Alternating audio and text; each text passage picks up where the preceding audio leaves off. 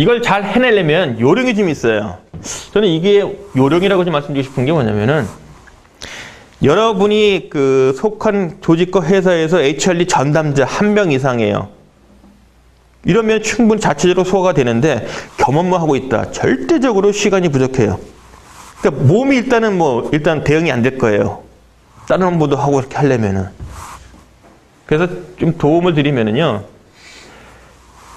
교육학을 전공한 대학생들 또는 평생 교육사라는 자격을 취득하기 위한 실습을 4주간 나가서 해야 되는데, 이들을 대상으로 뭐 크게 보면은 이게 단기간 아르바이트, 이 관점에서 활용을 하시면은 큰 도움을 받습니다.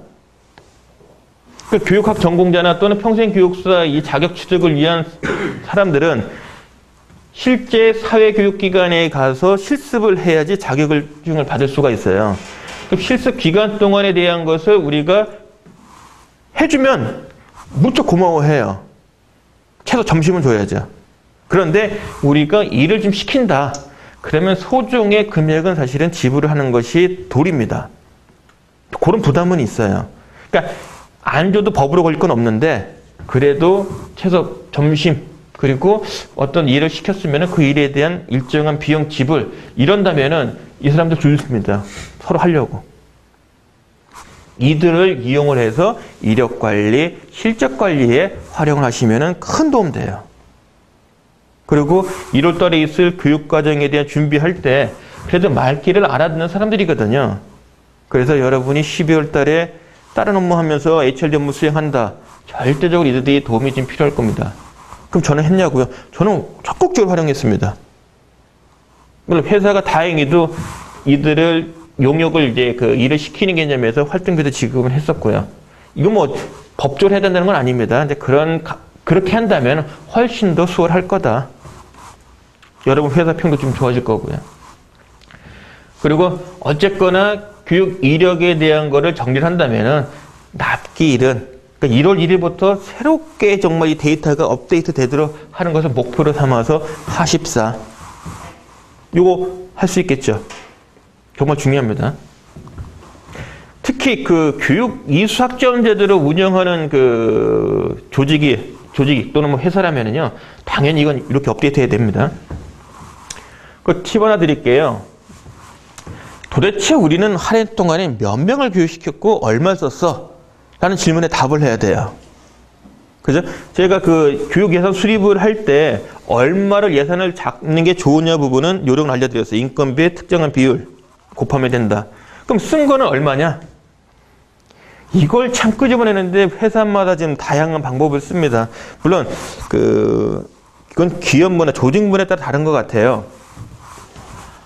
제조업이냐 서비스업이냐 금융이냐 따로 다른 것 같은데, 최소한도로 총액을 얼마 썼다. 그리고 큰 카테고리별로 얼마 썼다를 쉽게 할 수 있는 방법이 바로 ERP입니다. 대부분 기업 조직에서 ERP 시스템을 통해 가지고 비용에 대한 그 청구와 그 다음에 비용 정산에 대한 것을 관리를 할 거예요. 그러면 ERP 시스템에 여러 가지 그 돈 쓰는 것에 대한 예산 항목들이 이제 정해지는데, 그 안에 보면은 교육 훈련비라고 항목이 들어가 있고요. 세부적으로는 사내 교육, 외부 교육, 더 세부적으로는 교육 과정 단위로도 가능합니다. 분류가. 그래서 ERP 시스템 상의 교육 훈련비로 책정된 집계된 금액을 여러분이 교육 훈련비 실적으로 쓰시는 것이 타당합니다. 근데 여러분이 별도로 좀 정리하는 게 있어요. 그 금액하고 좀 다르다. 이걸 원칙으로 삼으십시오. 이거 입증 못해요. 근데 이거는 누가 보더라도 인정하는 공식 그 데이터이기 때문에 이 데이터를 활용하시는 게 훨씬 수월합니다. 인원에 대한 부분은요, 우리가 교육 이력 관리 부분에 대한 데이터가 집계가 되면, 그리고 IDP 계획서, 거기 들어가 있는 교육 과정들, 이 데이터들을 활용한다면은 수작업으로도 가능은 합니다. 근데 만약에 전산상으로 되어 있다, 이거 쉽게 구할 수 있겠죠, 인원수는. 전산이 안 됐다면은 이런 방법입니다. 외부 참가 교육 신청서가 중요한 게 아니라 외부 교육 갔다 온 결과 보고서, 그 다음에 그 이력 관리 데이터, 그 다음에 IDP에 있는 교육에 대한 거, 그리고 여러분이 직접 진행한 교육에 대한 그 교육 인원들, 요 데이터들을 여러분이 다 취합을 해서 그 취합된 자료 갖고서 인원을 산출해야 됩니다. 근데 요 작업도 쉽지는 않아요. 그래서 절대적으로 외부의 도움이 좀 필요할 거다. 그래서 쉽게 그리고 유용하게 쓸 수 있는 그 방법이 바로 요겁니다. 그래서 제가 제일 먼저 그 노하우로 말씀드리고 싶었던 게 요거였습니다. 방학은 언제입니까, 대개? 11월 말쯤 할 거예요. 시험이 그 11월 달에 끝나고요. 10일 초면은 방학 기간이 될 거예요. 그래서 여러분이 요 수급하는 데는 무리는 없을 거다. 자, 그 다음에 그 현업부서에서 주관한 교육에 대한 부분인데요. 혹시 여러분들 조직, 회사에서 교육 이수 학점 제도를 운영한다면은 현업부서에서 주관해서 진행된 교육, 이 학점을 인정해야 되잖아요. 그죠? 그때 기준 뭐로 삼습니까?